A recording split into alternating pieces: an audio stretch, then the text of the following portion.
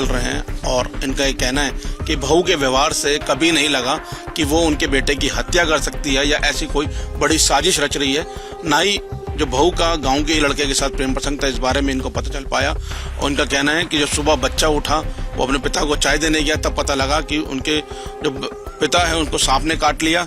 अमित के पिताजी हमारे साथ हैं, चलने में अक्षम हैं, इनका इलाज चल रहा है, बेड पे ही अक्सर रहते हैं। क्या नाम है आपका? विजय पॉल। विजय जी, कब पता लगा आपके बेटे की इस तरीके से हत्या हो गई है? बजे में तो सुबह ही पता लगा। जैसे उठे, उनका एक छोटा इतना बड़ा बच्चा चाय लेकर उनके द्वारा पहुंचा। पापा चाय पी लो। कपड़ा उगाड़ा तो सांप मेरे पापा काट लिया सांप ने।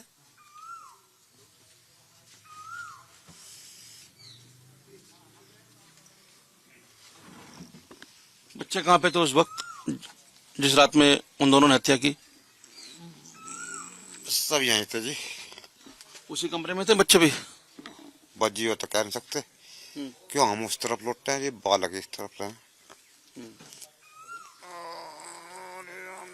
कभी लगा बहू के व्यवहार से कि इस तरीके से बहू एक साजिश रच सकती है, अपने पति के खिलाफ हत्या कर सकती है? नहीं जी, ऐसा कुछ नहीं लगा। बहू का व्यवहार सामान्य था आपके घर में? हाँ जी, उस टाइम पर तो सामान्य था। जो ये लड़का था अमरदीप, इससे आपकी बहू का प्रेम प्रसंग चल रहा था, इस बारे में भी नहीं पता लग पाया आप लोगों को? नहीं जी, कुछ नहीं। क्या मांग करते हैं आप? क्या प्रशासन से न्याय की मांग कर रहे हैं? बस जी, हम तो यही चाहें जैसे भी पाप के भोगी बने, उन्हें कैडी से कैडी सजा मिल जानी चाहिए, और जो छोटे छोटे बच्चे उनके लिए कुछ हो जाना चाहिए। अमित अकेला था घर में कमाने खाने वाला? हाँ जी। उसी की कमाई से पूरा घर चलता था? जी हाँ।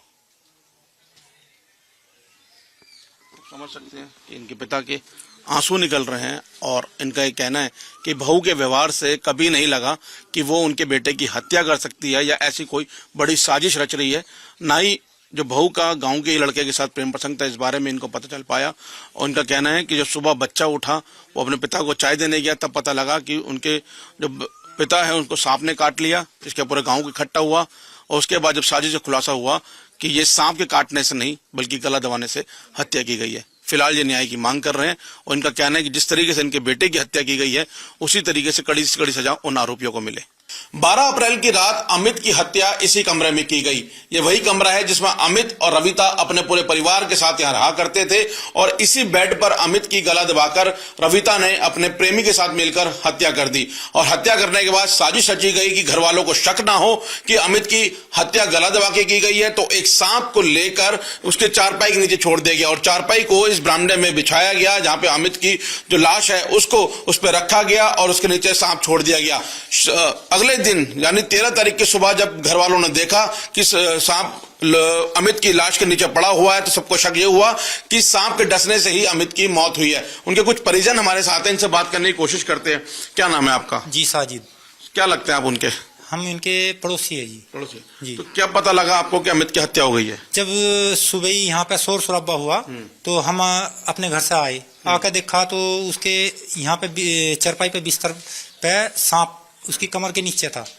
तो हमने देखा कि उसे सांप ने डस लिया है। सांप जिंदा था? सांप जिंदा था जी। तो फिर सांप किसी ने, गांव वाले काफी आए, सबने सोचा कि इसे सांप को निकाल ले, पर किसी की हिम्मत नहीं हुई सांप को निकालने की। फिर सपेरों को बुलवाया। सपेरे आने के बाद उन्होंने सांप को निकाला। उनसे पूछा जी सांप ने काटा या कैसा है? उन्होंने कहा जी इसे सांप ने नहीं काटा, फिर मैं इसमें कुछ गुंजाइश है। वे कहने लगे अगर इसे सांप काटता तो हम इसे बचा लेते। तो फिर हमने सोचा कि ये जो कभी झूठ बोल रहे हो या इसे गंगा में सिलाओगे फिर वहां से जाकर ये निकाल लावे। तो हम जो इसे और जगह पे भी लेके गए, 2-3 जगह गया, तो वहां पे जाने के बाद भी पता लगा कि इसे सांप ने नहीं डसा। फिर सोचा कि मेडिकल में भी इलाज है। फिर मेडिकल ले गए तो वहां पे भी डॉक्टरों की पुष्टि में सांप काटे की पुष्टि नहीं हो पाई। फिर पोस्टमार्टम में जो आया कि पता लगा कि वो जहर से मरा है। फिर कुछ पता लगा कि बेड पे उसकी गला दबा के है, उसके नाक पे भी निशान है, गले पे भी है। तो बाद में पता लगा कि इसे जो गला दबा के मारा गया। जिस वक्त मारा गया बच्चे उस वक्त कहाँ पे थे? घर में ही मौजूद थे? कहाँ पे? जी, घर पे ही मौजूद थे। तो बच्चों को नहीं पता लग पाया कि कैसे क्या हुआ है? अमित इस घर में कमरे में था। बच्चे कौन से कमरे में थे? बच्चे तो सर सामने वाले कमरे में थे। छोटे छोटे बच्चे हैं। अब मान लो ऊपर भी कमरा है, हम भी ये नहीं जानते कि वे बच्चे ऊपर कमरे में लिटा रखे थे या इस कमरे में थे। यहाँ घर पे भी और किसी को नहीं पता पाया। तो ये लोग उस दिन बाहर से कहीं से आए थे, लौटे थे यहाँ पर? जी हाँ, कहाँ से आए थे? शाकुंभरी ये जो प्रसाद चढ़ाने गए थे। शाकुंभरी देवी। जी जी। तो जिस तरीके से परिजन बता रहे हैं कि अमित और जो रविता हैं वो 3 दिन के लिए तीरथ पर गए हुए थे, शाकुंभरी देवी में प्रसाद चढ़ा के घर लौटे थे और उसी दिन शाम को प्लानिंग की गई कि अमित की हत्या की जाएगी। अमरदीप घर में रात के वक्त आया और इसी कमरे में, जो कमरा सामने दिख रहा है, जो बेड दिख रहा है, इसी पे अमित सो रहा था। उसी दौरान रविता ने अमरदीप को बुलाकर गला दबाकर उनकी हत्या कर दी। लेकिन एक साजिश रची गई कि सांप का सहारा लिया गया बचने के लिए कि हत्या की खुलासा ना हो पाए कि किसने हत्या की है। तो यहाँ पे जब सांप गाँव वालों को दिखा, अमित की चारपाइयां बिछाई गई, उसकी लाश रखी गई, उसके नीचे सांप रखा गया। जब सांप यहाँ गांव वालों को नजर आया तो गांव वालों ने सोचा कि सांप ने डसा है। सपेरों को बुलाया गया, लेकिन सपेरों ने साफ मना कर दिया कि सांप ने इसको नहीं डसा है। उसके बाद मेडिकल ले जाया गया, जहां पे जांच हुई। डॉक्टर्स ने भी बताया कि सांप ने नहीं डसा है, लेकिन पोस्टमार्टम कराया गया तो साफ हो गया कि गला दबाने से ही अमित की हत्या हुई है। फिलहाल इस मामले में पुलिस ने रविता और उसके प्रेमी अमरदीप दोनों को गिरफ्तार कर लिया है। अमरदीप अमित का दोस्त था। इस घर में वो पहले आता जाता था क्योंकि अमित और अमरदीप दोनों साथ में मजदूरी का काम किया करते थे। लेकिन अमित को यह नहीं पता था कि जिस दोस्त को अपने घर में ला रहा है वो एक दिन उसकी हत्या कर देगा। जिस वक्त घर में हत्या हुई, अमित और रविता के 3 बच्चे भी यहाँ थे, उसके माता पिता थे, लेकिन माता पिता बोलने और चलने में अक्षम है। इस वजह से उनको इस घटना के बारे में नहीं पता लग पाया। लेकिन 13 अप्रैल को जब सुबह गांव वाले जागे, उन्होंने देखा कि यहाँ शोर शराबा हो रहा है और यहाँ पर अमित की लाश पड़ी हुई है। फिलहाल पुलिस ने दोनों आरोपियों को गिरफ्तार किया है, दोनों को पुलिस रिमांड पे लिया है, उनसे लगातार पूछताछ की जा रही है। वो महिला का, रविता का जो प्रेमी है वो हमारे साथ है। क्या नाम है आपका? अमरदीप। क्या नाम है आपका? अमरदीप। अमरदीप, कब ये प्लानिंग हुई रविता के साथ मिलके कि उसके पति की हत्या करनी है? कुछ ही दिन पहले, 5-7 दिन पहले। हत्या कैसे की आप लोगों ने?